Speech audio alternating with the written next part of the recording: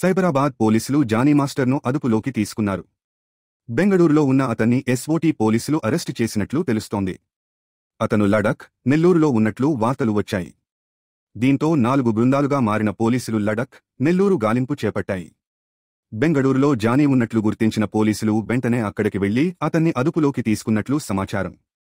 Johnny master వద్ద పనిచేసిన ఓ మహిళా కొరియోగ్రాఫర్ పోలీసులకు ఫిర్యాదు చేసింది. తనను జానీ మాస్టర్ లైంగికంగా వేధించాడని, పలుమార్లు అత్యాచారం కూడా చేశాడని పేర్కొంది. ఆమె మొదటగా రాయదుర్గం పోలీసులకు ఫిర్యాదు చేసింది.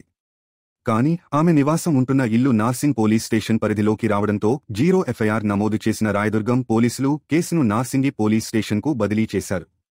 దీంతో పోలీసులు జానీ మాస్టర్పై 376 అత్యాచారం కేసుతో పాటు పలు సెక్షన్ల కింది కేసు నమోదు చేశారు. బుధవారం ఫోక్సో కేసు కూడా నమోదు చేశారు. తనపై కేసు నమోదు కావడంతో జానీ మాస్టర్ తప్పించుకుని తిరుగుతున్నాడు. అతని కోసం పోలీసులు 5 రోజులుగా వెతుకుతున్నారు.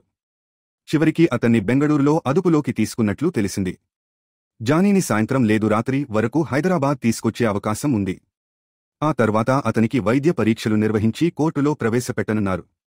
అలాగే పోలీసులు జానీ మాస్టర్ను కస్టడీ కోరే అవకాశం ఉంది. జానీ మాస్టర్పై కేసు నమోదు అయిందని తెలియగానే జనసేన అతన్ని పార్టీ కార్యక్రమాల నుంచి దూరంగా ఉండాలని ఆదేశించింది. మరోవైపు Telugu film chamber of commerce committee కూడా ఈ విషయమై విచారణ చేస్తోంది. కాగా బాధితురాలికి ఓ పెద్ద హీరో అండగా నిలిచాడని యాక్టర్ ఝాన్సీ తెలిపారు. ఆ బడా హీరో అల్లు అర్జునే అని సోషల్ మీడియాలో ప్రచారం జరుగుతోంది.